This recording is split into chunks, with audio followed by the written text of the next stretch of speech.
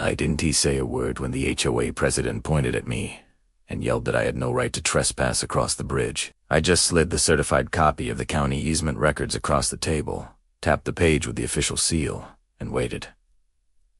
Their lawyer's face went pale. He knew what it meant before anyone else did. The bridge, the only bridge into the subdivision, wasn't theirs. It was mine.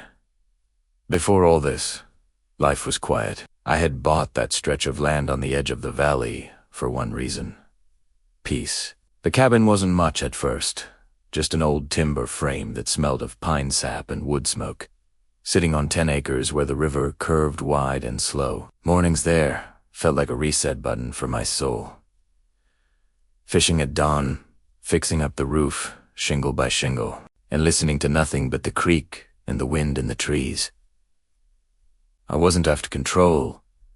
I wasn't after a fight. I had worked my years in the city, and I just wanted a corner of the world where I could be left alone. That's what made their first move so baffling. It started with a letter slipped under my gate. The HOA, one ID never joined and never signed into, claimed I was in violation for keeping my gate locked. According to them, residents needed open access through my property.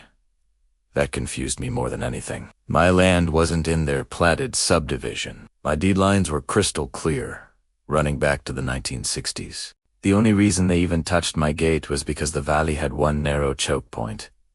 The old bridge. That bridge sat entirely on my parcel, grandfathered in when the county rerouted the main road. The HOA houses all sprouted up years later on the far side of the river. Without that bridge, they were cut off.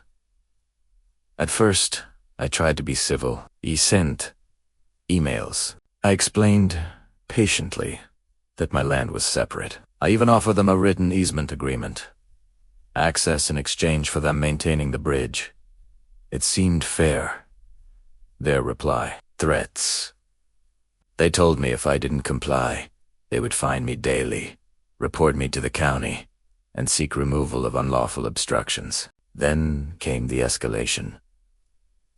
One morning, I woke up to find boulders, massive landscaping rocks, deliberately placed across my gate. They'd hired a crew overnight to blockade me on my own land. The note taped to the stone read: HOA, common access. Private gates, prohibited. That was the moment something inside me shifted. I wasn't angry in the way they wanted me to be. I didn't start shouting or calling the sheriff. Instead, I stopped wasting breath. I pulled every document I had out of the old file cabinet. The deed, the survey, the county right-of-way maps. I started spending nights at my kitchen table, digging through zoning codes, transportation records, and archived plats. That's when I found it. The bridge wasn't just inside my parcel. The county had formally vacated the right-of-way decades earlier, which meant legal title and exclusive control rested with me alone. They had no claim. Every car that crossed that bridge did so at my permission. I documented everything.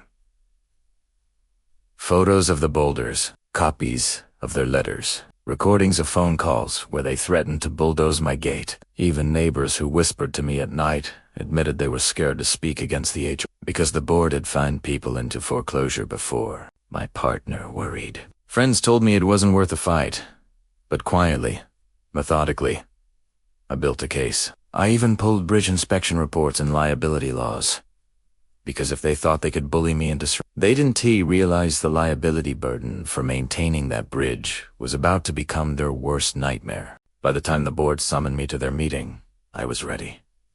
They expected me to beg, or maybe explode. Instead, I walked in calm.